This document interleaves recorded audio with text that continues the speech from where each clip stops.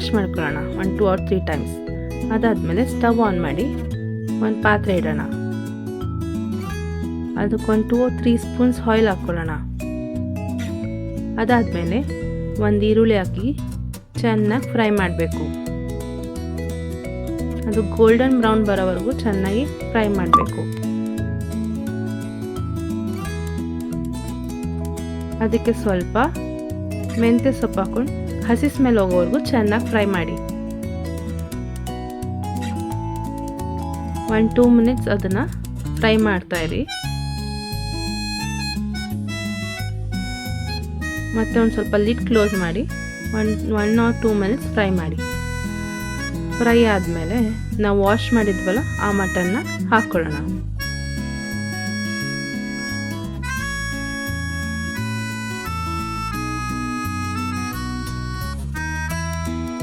Mutton ಹಾಕಿದ್ಮೇಲೆ ಸ್ವಲ್ಪ salt ಹಾಕ್ಕೊಳ್ಳೋಣ ಮತ್ತು 1 ಸ್ಪೂನ್ ಅರಿಶಿನ ಹಾಕ್ಕೊಳ್ಳೋಣ.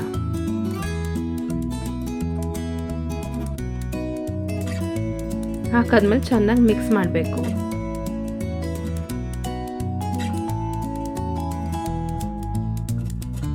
ಚೆನ್ನಾಗಿ ಮಿಕ್ಸ್ ಮಾಡಬೇಕು ಅದನ್ನು. ಈಗ ಮಸಾಲ ನೋಡೋಣ. ಈರುಳ್ಳಿ, ಬೆಳ್ಳುಳ್ಳಿ, ಶುಂಠಿ, ಚಕ್ಕೆ, ಲವಂಗ ಮತ್ತು ಕೊತ್ತಂಬರಿ ಸೊಪ್ಪನ್ನ ರುಬ್ಕೊಳ್ಳೋಣ. ರುಬ್ಬಾದ್ಮೇಲೆ ಈ ಮಟನ್ ಬೆಂದಿದೆಯಲ್ಲ ಅದಕ್ಕೆ ಸ್ವಲ್ಪ ಮಸಾಲೆನೆಲ್ಲ ಮಿಕ್ಸ್ ಮಾಡೋಣ. ಮಿಕ್ಸ್ ಮಾಡಿ ಮಟನ್ಗೆ ಚೆನ್ನಾಗಿ ಮಿಕ್ಸ್ ಮಾಡಿ.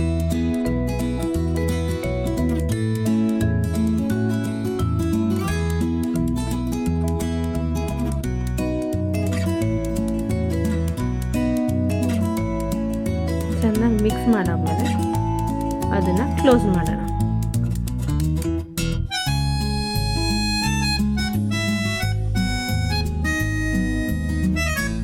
ಕುಕ್ಕರ್ನ ಕ್ಲೋಸ್ ಮಾಡಿಬಿಟ್ಟು ಒಂದು 3 to 5 ವಿಷಲ್ಸ್ನ ಕೂಗಿಸ್ಕೊಳ್ಳೋಣ. ಅದಾದಮೇಲೆ ಇನ್ನೊಂದು ಮಸಾಲ ರೆಡಿ ಮಾಡೋಣ. ಕಾಯಿ, ಕಡಲೆ, ಗಸಗಸೆ, ಟೊಮ್ಯಾಟೋನ ರುಬ್ಕೊಳ್ಳೋಣ.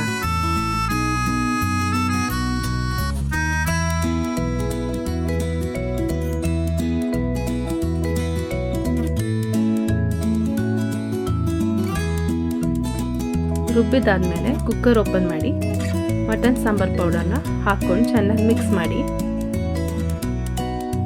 1-2 ಮಿನಿಟ್ಸ್ ಬೇಯಲಿ. ಬೆಂದಾದಮೇಲೆ ನಾವು ಮಿಕ್ಸಿ ಜಾರಲ್ಲಿ ಆಡಿಸ್ಕೊಂಡಿದ್ವಲ್ಲ ಕಡಲೆ ಕಾಯಿನೆಲ್ಲ ಆ ಮಸಾಲಾನ ಮಿಕ್ಸ್ ಮಾಡೋಣ. ಚೆನ್ನಾಗಿ ಮಿಕ್ಸ್ ಮಾಡೋಣ.